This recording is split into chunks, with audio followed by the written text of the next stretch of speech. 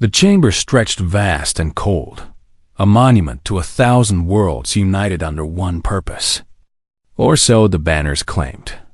Ambassador Junho stood at the human podium, a small platform among dozens that circled the great hall. Above him, the seats rose in tiers, filled with beings of every imaginable form. Crystalline entities that chimed when they moved. Massive creatures with too many limbs. Floating spheres of contained energy. And somewhere among them, scattered and few, other humans who served the council in various roles. Junho held up a data crystal, letting the light catch it. His voice carried through the translation matrix, converted instantly into 100 languages and sensory formats. The agricultural package we offer is simple. Soil enrichment protocols that work on high radiation worlds. Crop rotation techniques that restore depleted ground in half the usual time.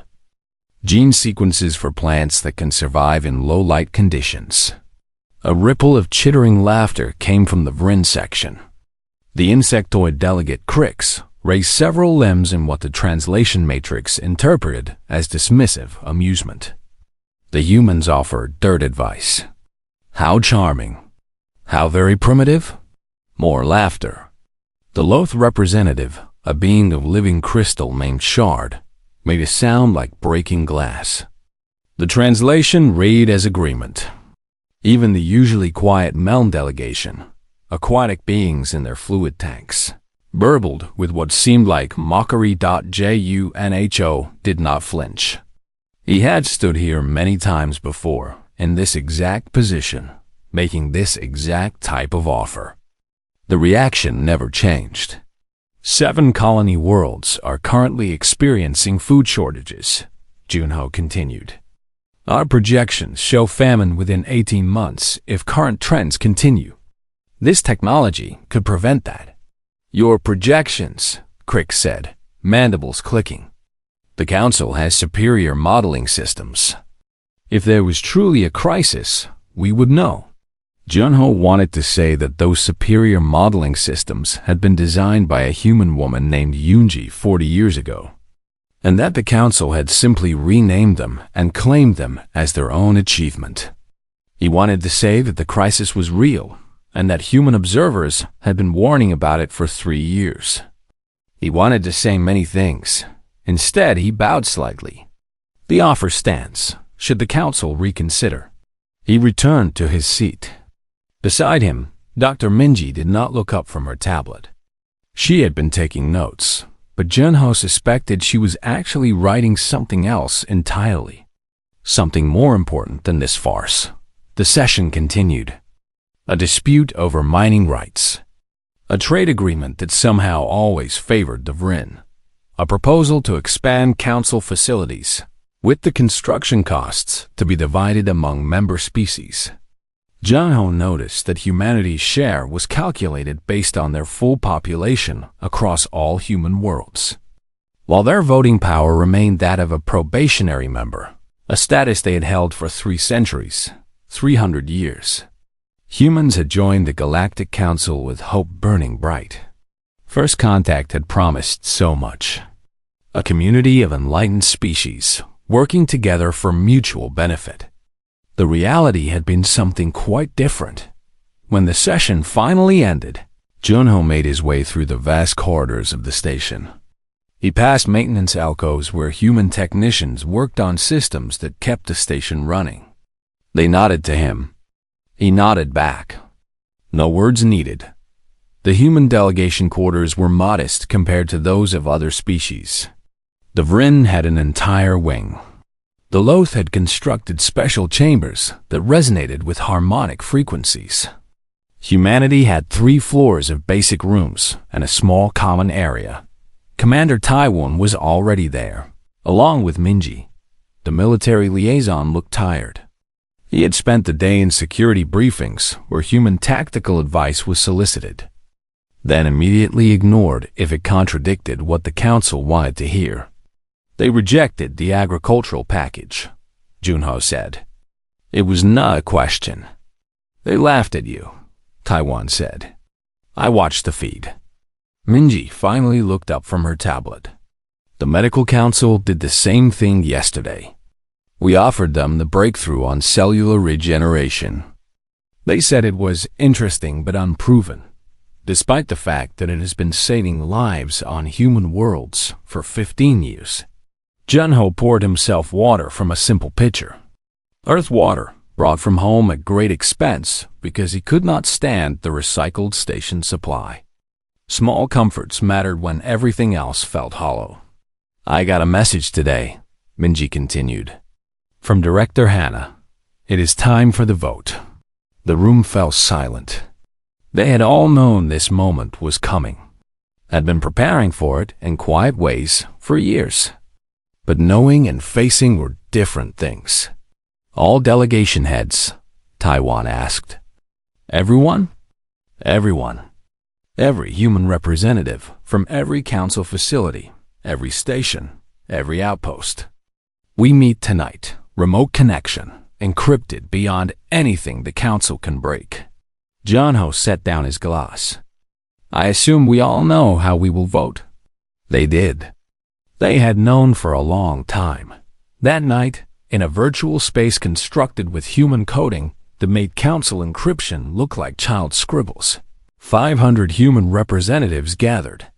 Director Hannah, coordinator of all human council activities, addressed them from her office on the human colony world of New Seoul. The question before us is simple, she said. Her face was calm, her voice steady. Do we continue as Wave, contributing everything and receiving nothing? Or do we choose dignity? The vote took less than 10 minutes. It was unanimous. The departure protocol was activated. Junho returned to his quarters and began the long process of packing 3 centuries of human presence into crates and data storage. Around the station, in every section, other humans did the same. They worked quietly, efficiently, without drama or announcement. The council would barely notice. They never did. And that, Junho thought as he sealed another container, was exactly the point. Engineer Himu stood in the Power Regulation Center of Section 7, reviewing system logs one final time. To any observer, it would look like routine maintenance. He had filed the proper forms, submitted the proper reports, followed every protocol exactly as written. No one questioned human efficiency. They relied on it. The irony was almost funny. He pulled up the master control interface. A beautiful piece of engineering that humans had designed 40 years ago, when the Loth complained that the council station's power distribution was unreliable. The Loth had thanked them by putting their own name on the final design documents and accepting. Council praise for the innovation. Hai and Wu began the decommissioning sequence. Each step was careful, documented, reversible. He left behind complete instructions for maintenance and repair. Everything was written in perfect technical language, with detailed diagrams and step-by-step procedures. All of it in Korean, with some sections in English and Mandarin. None of it translated into Council Standard, or any other galactic language. The Council had never bothered to learn human languages. Why would they?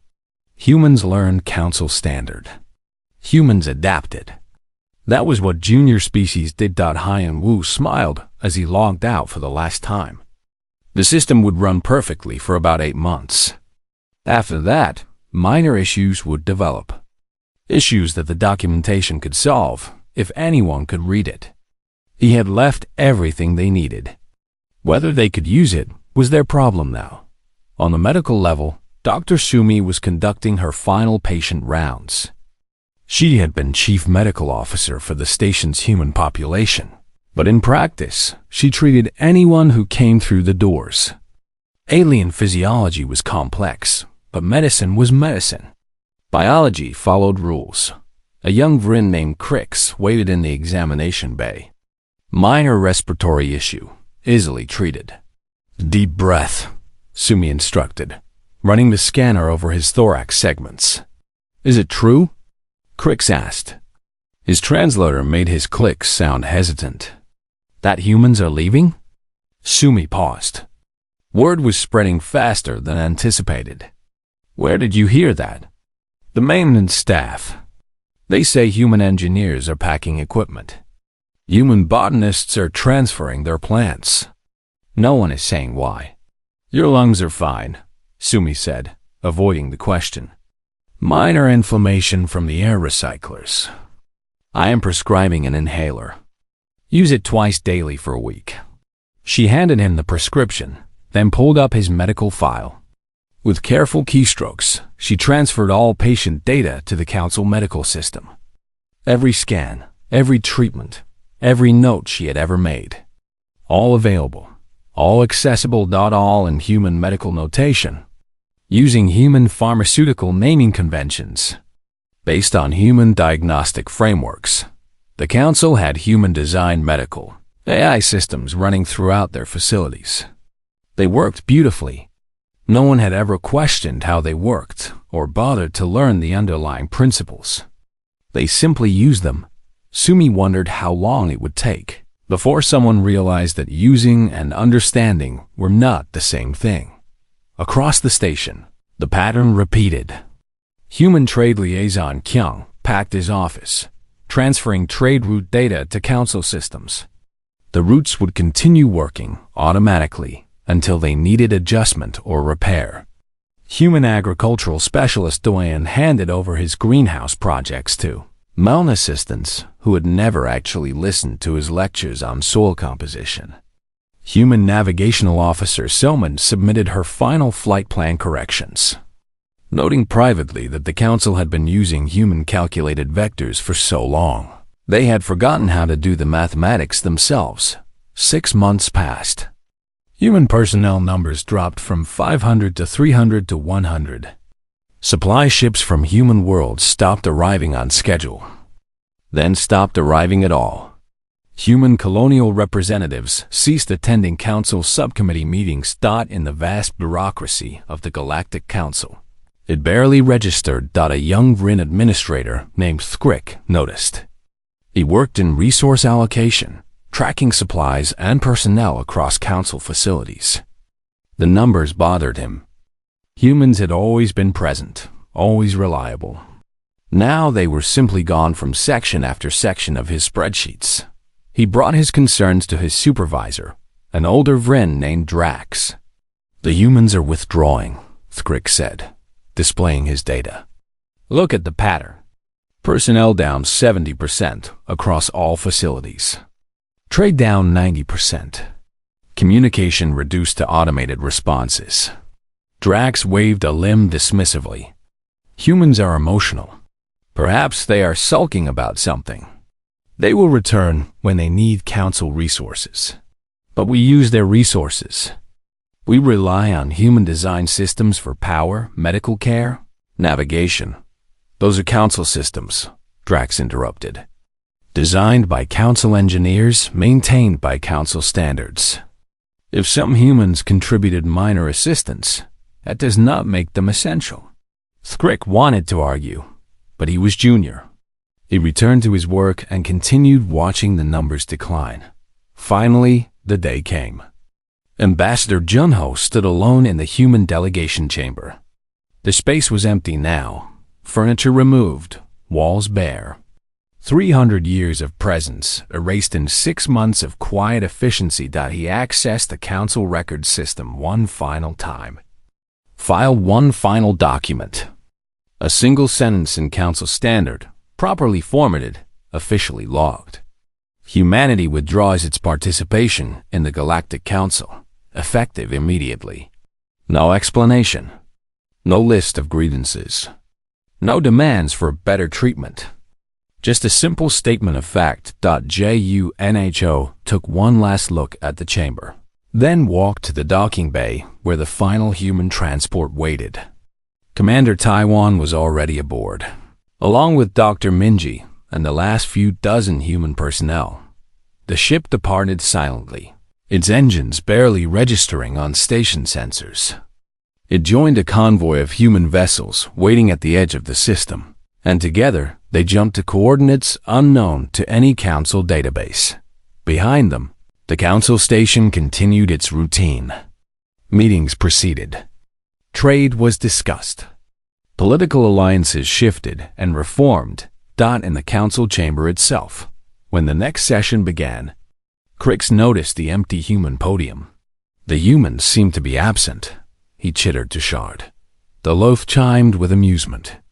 Perhaps they finally realized they were out of their depth. Good riddance, a Melm representative burbled.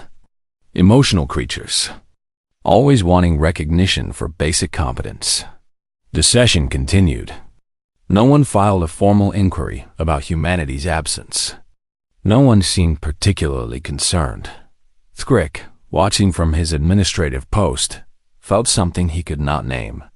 A sense of wrongness, of something important slipping away unnoticed. He was right to worry. But it would be months before anyone else realized the same thing. 3 months after the last human ship departed, the first crisis emerged on the Melm colony world of Deepwater Current. The plague started small, a respiratory illness affecting a few dozen colonists. Standard medical protocols should have contained it within days. Instead, it spread.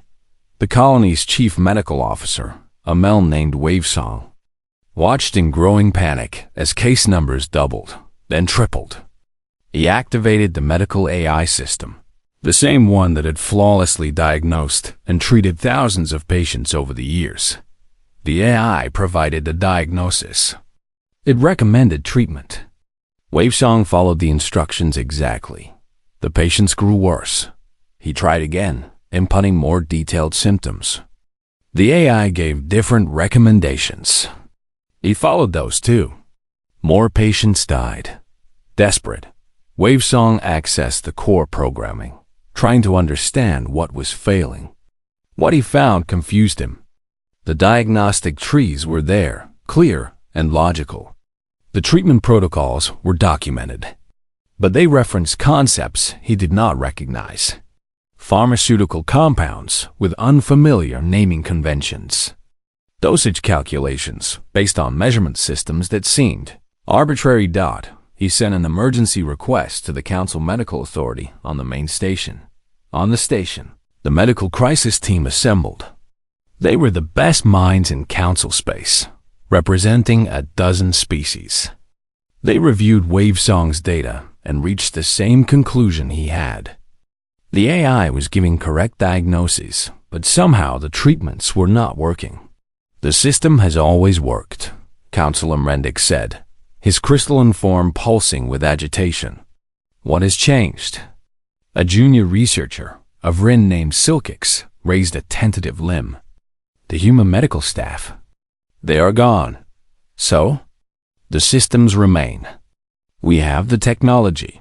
Silkix pulled up the medical AI core code. Yes, but look at this. The entire framework uses human medical philosophy. It does not just identify illness. It considers patient psychology, environmental factors, cultural context. These variables were always adjusted by human doctors working alongside the eye. Adjusted how? I do not know. There are no records of the adjustment processes. The humans simply did it. The team fell silent. They had the tool, but not the understanding of how to use it properly. It was like having a master craftsman's hammer, but not knowing how to swing it. Meanwhile, other problems emerged. On the council station itself, environmental systems began failing. Temperature regulation in Section 12 fluctuated wildly. The Loth delegation complained that their harmonic resonance chambers were producing discordant frequencies. Air recyclers in the Vryn wings started making strange noises. Engineer Drax assembled a team to investigate. They traced the problems to the Central Environmental Control System, the one that had been operating flawlessly for decades. This is Loth engineering, Drax insisted, looking at the design specifications. Our finest work. But when they opened the actual control mechanisms, they found human fingerprints everywhere. Literally. The access panels had been opened and serviced by human hands, so many. times that the biometric scanners still registered human DNA. More disturbing were the documentation files. Thousands of pages of maintenance logs, repair procedures, upgrade protocols, all written in human languages. Can anyone read this? Drax asked his team. None could. The council had translation matrices, but they were designed for real-time conversation, not technical documentation. The nuances of engineering terminology, the specific meanings of technical phrases, all of it was lost. One engineer found a video file. It showed a human woman, apparently recording a maintenance log. She spoke in Korean, her hands moving over the equipment as she explained something. The translation matrix provided a rough interpretation, compensating for resonance drift in Junction 7. Standard Loth design does not account for harmonic interference from adjacent systems. Applied human dampening solution. See reference file HE773 for detailed mathematics. They searched for reference file HE773. Found it. Could not read it. The problems cascaded. Agricultural stations reported crop failures. The automated growing systems were producing plants, but yields were down 30%. Investigation revealed that human agronomists had been making constant small adjustments to soil composition, light cycles, and nutrient delivery. Adjustments that were never officially logged because they seemed too minor to document. Now, those minor adjustments were absent, and the consequences compounded. Trade routes began experiencing delays. Ships arrived late or not at all. Navigation officers discovered that their route calculations were off by small but significant margins. The computers still worked, but the elegant efficiency that had characterized council shipping for decades was gone. A Mel navigator named Deep Current finally admitted what many were thinking. We have been using human navigation algorithms. They called them optimization subroutines, but they were doing more than optimizing. They were compensating for variables we never even measured. What variables? His supervisor demanded. I do not know. The documentation is in human notation. Without them to explain it, we are navigating blind. Thrick compiled his report carefully. 6 months of data, cross-referenced and verified. The pattern was undeniable. Humans had not been minor contributors to council civilization. They had been the hidden foundation. Power systems, medical care, agriculture, navigation, infrastructure maintenance. In every field, humans had been quietly essential. The council had taken credit for human innovations, assumed human competence was council competence, and never bothered to learn how any of it actually worked. He presented his findings to the council leadership. Crix read through the report, mandibles clicking in agitation. This is absurd. You are saying the council has been dependent on a junior species. I am saying we use their knowledge without understanding it. Thrick replied carefully. We built on their foundations and called the buildings our own. Shard chimed in, crystalline voice sharp. Even if this is true, we have their systems. We have their databases. We simply need to study them. We have tried, Thrick said. The medical crisis on Deepwater Current has now killed 300 colonists. Our best doctors cannot interpret human medical frameworks without human guidance. The agricultural failures are spreading. Ships are being lost because navigation errors compound over long distances. The room fell silent. The implications were sinking in slowly, painfully. How long? Asked Elder Rix, the oldest member of the council. Until these problems become catastrophic. Thrick had done the calculations. 8 months, maybe less. We are using systems we do not fully understand, and they are degrading without maintenance we do not know how to perform. Then we invite the humans back, Crix declared. Offer them better terms. Full voting rights. Equal status. Whatever they want. Will they come? Shard asked. No one had an answer. The Council voted that day to send diplomatic envoys to human space, to offer apologies, better treaties, true partnership. They sent their finest ships, their most skilled diplomats, their most generous offers. The ships departed toward the last known human coordinates, carrying hope and growing desperation. Theric watched them go and wondered if hope was enough. The Council diplomatic ship Harmony's Voice arrived at the coordinates of New Sol, humanity's largest colony world. The sensors swept the system, searching for the sprawling cities and orbital stations that should have been there. They found nothing, not empty stations, not abandoned cities, nothing at all. No structures, no debris, no evidence that anything had ever been built there. The planet itself remained, but it was virgin wilderness, as if humanity had never touched it. Ambassador Crix felt his confidence waver. This was impossible. Entire colonies did not simply vanish. The ship moved to the next coordinates. New Bizon, a mining colony on a resource-rich moon. Nothing. New Jeju, an agricultural world. Nothing. One by one, they checked every known human settlement. All gone. Not destroyed. Not conquered. Simply absent, as if they had never existed. How?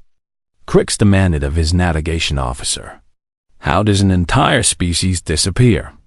They did not disappear, the officer said slowly. They moved. Every structure has been systematically dismantled. Every trace removed. They left no pathway to follow. The diplomatic team felt a chill that had nothing to do with ship temperature. This was not retreat. This was erasure. Humanity had eliminated every connection to Council space, every thread that could be followed. Then the sensors detected something. A single automated beacon, orbiting what had once been New Sol. It was small, simple, broadcasting on frequencies humans had used. They retrieved it carefully, as if it might be dangerous. In a way, it was. The beacon contained a single data file. When activated, it projected a hologram of a human woman. She appeared middle-aged, with tired eyes and a calm expression. The translation matrix identified her as Director Hannah, coordinator of Human Council activities. To whoever finds this, she began, this message is not a negotiation. It is a record. The hologram changed, showing images of first contact. Humans and Council species meeting with joy and hope. The translation matrix captured the emotions perfectly. Excitement, wonder, the dream of cosmic brotherhood. We came to you 300 years ago, Hannah continued. We offered friendship, partnership, shared growth. We believed the promises of the Council Charter. Equality among species. Mutual respect. Cooperation for common good. More images. Human delegates presenting proposals that were dismissed. Human scientists sharing breakthroughs that were claimed by others. Human workers building infrastructure that others took credit for. We tried, Hannah said, and her voice carried centuries of patience worn thin. For 300 years, we tried. We contributed our best knowledge. We shared our innovations freely. We asked only to be heard, to be respected, to be treated as equals. The hologram showed the agricultural package Junho had presented. The one Crix himself had mocked as dirt advice. The display now showed the data. Human agricultural science had been preventing famines across Council space for decades. Quietly, without recognition, died showed the medical breakthroughs. Dr. Boris. Cellular regeneration technique that the medical Council had dismissed as unproven was now revealed to be the foundation of every major medical advancement in the past 50 years. Council doctors had been using it without understanding it, claiming credit while dismissing the creator. The infrastructure, the navigation systems, the power distribution networks. One by one, Hannah presented the evidence. Humans had not been minor contributors. They had been essential partners whose contributions were systematically erased from the record. "We fixed your mistakes," Hana said. "We averted disasters you never knew existed. We filled gaps in your knowledge so smoothly that you forgot the gaps were there at all." Crix wanted to stop the recording, but he could not look away. "We tried to warn you about the deep water plague. 3 years before it emerged, our epidemiologists identified the risk factors. We presented our concerns to the medical council. We were told we were being overly cautious and emotionally reactive. 300 beings died because you would not listen." More examples. Navigational hazards identified and dismissed. Structural weaknesses pointed out and ignored. Agricultural problems predicted and waved away. Each time, human warnings had been proven correct, but only after the council suffered consequences. "We do not tell you this to shame you," Hana said, though shame was exactly what Crix felt. "We tell you so you understand. We did not leave because of one incident or one insult.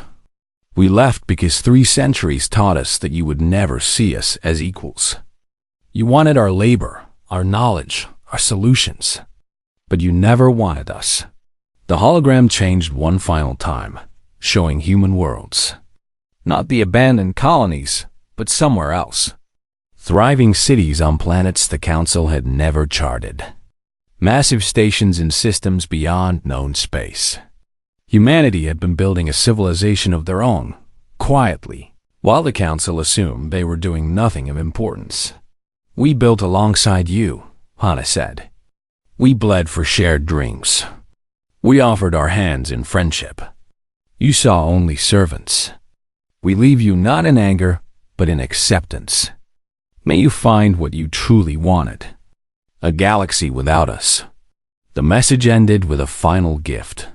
Full access codes to every human database, every technical document, every piece of knowledge humanity had contributed to Council space. All unlocked, all freely given. But there was a problem, and Crix realized it immediately. The databases were comprehensive, yes, but they were written in human context, using human frameworks, built on human philosophical foundations. Without humans to explain them, they were like books written in a language you could translate word by word, but never truly comprehend. The medical databases assumed you understood human approaches to healing. The engineering documents assumed you grasped human problem-solving methods. The agricultural data assumed you knew human environmental philosophy, that you could copy the formulas. You could not understand why they worked. The diplomatic ship returned to Council space. They brought the beacon, the message, the databases. They presented everything to the full Council assembly. The chamber was silent as Hana's message played. Silent as the evidence accumulated. Silent as the weight of 3 centuries of failure pressed down on them all. When it ended, Elder Vrick spoke into the quiet. "What have we done?" No one answered. The question needed no answer. They all knew exactly what they had done. They had taken a gift and called it tribute. They had accepted partnership and treated it as servitude. They had been offered wisdom and dismissed it as primitive simplicity. They had been given everything and learned nothing. Crix looked at the empty human databases, full of knowledge they could not properly use. He thought of the beacon, left behind like a gravestone for a relationship they had killed through arrogance and neglect. "Send more ships," someone suggested. "Search farther. They cannot hide forever." But Thuric, still watching, still documenting, knew better. Humanity was not hiding. They had simply moved beyond the reach of those who had never valued them. And they had made sure that the Council understood, finally, exactly what they had lost. 20 years had passed since humanity departed. The Galactic Council still existed, but it was a shadow of what it had been. The great chamber where thousands once gathered now held barely 300 representatives. Species after species had withdrawn, Following humanity's example, once they saw how the Council treated those it considered lesser, the Vryn remained, but diminished. The Loth stayed, but their crystalline cities no longer rang with confident chimes. The Meln kept their seats, but their grand underwater colonies had been abandoned when the life support systems finally failed completely. Eldervrix was ancient now, his carapace dulled with age. He had dedicated his final years to a single project. The Chronicles of Shame, he called it. An official council record acknowledging every failure, every mistake. Every moment of arrogance that had led to this collapse thought it made for bitter reading. Thuric, no longer young himself, had risen to senior administrator, not because of political maneuvering, but because so few remained who understood the depth of what had been lost. He spent his days teaching new generations, trying to pass on the lessons that had cost so much to learn. In his office, he kept a small artifact, a data crystal containing the human agricultural package that Junho had offered 2 decades ago. The one Crix had mocked. Thrick had finally managed to partially decode it, working with a team of linguists and engineers. The knowledge it contained could have saved billions from hunger. Could have. Past tense. The famines had come and gone, taking millions of lives with them. The infrastructure continued its slow decay. Council engineers had learned to maintain some human systems through trial and error, but innovation had stopped. They were caretakers of technology they barely understood, watching it slowly break down. New species occasionally approached the council, curious about joining. Thrick made sure they saw the Chronicles of Shame first. Most left immediately after reading. One young species, the Krull, had looked at him with what the translator called pity, and said simply, "You destroyed something beautiful through pride. We will not make the same mistake." They had gone searching for humanity instead. Whether they found them, Thrick did not know. On this particular day, Thrick stood in what had once been the human delegation chamber. It was a memorial now, preserved exactly as Junho had left it. Empty walls, bare floor, a single podium. Visitors came sometimes to stand in the quiet and reflect. A young Loth approached him. Her crystalline structure was still forming, indicating youth. She chimed softly for attention. "Administrator Thrick? I am Prism. I study historical linguistics at the Council Archives. How can I help you?" Prism projected a hologram from her core. Lines of text, dense and complex. "I have been studying human databases, trying to decode the deeper meanings. I found something strange. Hidden messages, encrypted in ways I have never seen." Thrick felt his interest sharpen. "Show me." The encryption is unusual. It does not use a key in the traditional sense. It uses ethical achievements as the unlock mechanism. You must demonstrate certain principles before the message reveals itself. What kind of principles? Humility, genuine curiosity, willingness to admit fault. I spent 2 years on one message alone, and I had to completely change how I approached the problem before it would open. She displayed the unlocked message. It was from Engineer Hyunwoo, recorded shortly before departure. "If you are reading this, you have learned something we tried to teach. There is hope for you yet." This file contains the actual maintenance procedures for Power System 7. Not just the steps, but the underlying philosophy. Understand why before you do. Question before you act. Build with respect for what came before. Prism chimed with something like excitement.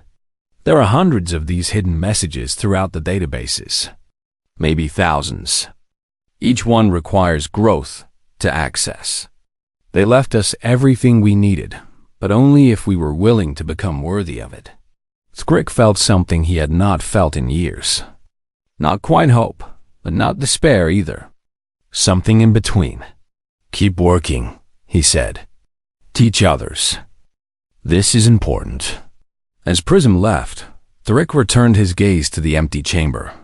His thoughts drifted to Junho, Minji, Taiwan. All the humans who had served here. Where were they now? What had they built in the years since leaving? Ships still went out sometimes, searching the galactic rim. Most never returned. The few that did spoke of strange things. Distant lights that moved with purpose. Structures on a scale that seemed impossible. Energy signatures that defied known physics.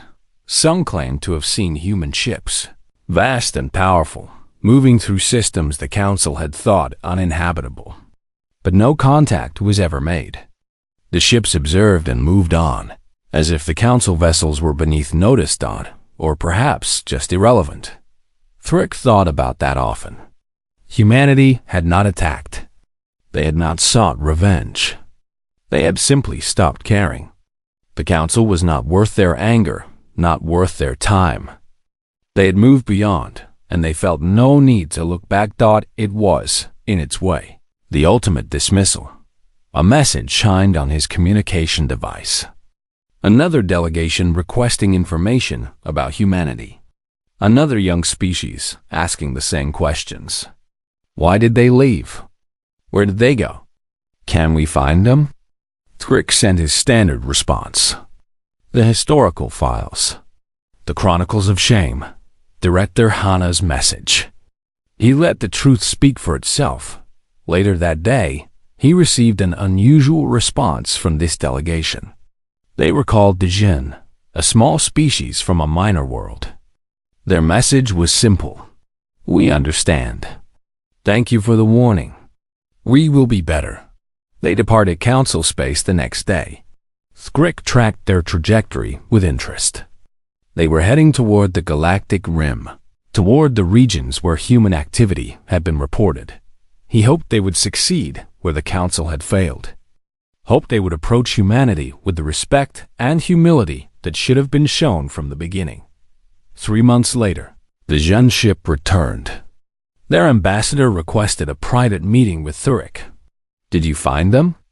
He asked. The Jinn ambassador made a gesture the translator called affirmative wonder. We found a beacon, similar to the one they left you, but different. It responded to our approach, scanned us somehow, then provided coordinates and a message. What did it say? When you are ready to learn, not demand. When you seek wisdom, not dominance. When you value partnership over superiority. We will be waiting. Then it gave us coordinates to a meeting point 6 months from now. Thrick felt that almost hope again, stronger this time. They gave you a chance. They gave us a test. We must prove ourselves worthy of contact. The ambassador paused. They asked about you specifically. About the one who documented. They said, if you wish to come, you would be welcome. Thrick looked out the viewport at Council space. At the failing infrastructure, the dwindling population, the civilization built on stolen achievements slowly crumbling into deserved obscurity. Then he looked back at the Jinn ambassador. I am old, he said, but I would like to see what humanity has become. What they built when they were free to be themselves. Somewhere in deep space, on a station orbiting a star unknown to Council charts, Ambassador Junho sat in a garden. Real plants, earth species mixed with flora from a dozen human colonies. The air smelled of soil and growing things. A young human approached, barely 20 standard years. She wore a diplomat's badge, newly issued. Ambassador Junho? I am Ariam. I have been assigned as junior diplomat for the Council remnants. Junho smiled. The title made him feel ancient. You sound uncertain. The Jinn have requested contact. They followed protocols, approached with respect, passed the ethical assessments. But they are asking about the Council. About whether we would ever consider renewed communication. What do you think we should do? Ariam hesitated. She had studied the history, read Director Hana's account, learned the lessons of those 3 centuries. But she had never experienced it personally. To her, it was history, not memory. I think they need to prove they have changed. Not just the Jinn, the Council species themselves. And if they do, if they genuinely learn, then we listen. We do not forget, but we do not hold grudges either. We give them the chance they never gave us. Junho nodded slowly. You will make a fine diplomat. He looked out at the garden, at the city beyond, at the civilization humanity had built in just 2 decades of freedom. They had achieved more in their absence than in 3 centuries of council membership. Not because they were inherently superior, but because they had finally been free to reach their full potential. But that potential had always included compassion, even for those who had wronged them. Tell the Zhen yes, Junho said. 6 months. We will meet. We will see if the council has truly learned. Ariam bowed and departed. Junho remained in the garden, watching the sunset over a world built by human hands. Under a sky free of council restrictions, they had left in silence. Perhaps, in time, they could return to conversation. Not as servants or saviors, but as equals. But only if the council was finally ready to walk beside them, rather than expecting humanity to carry them forward.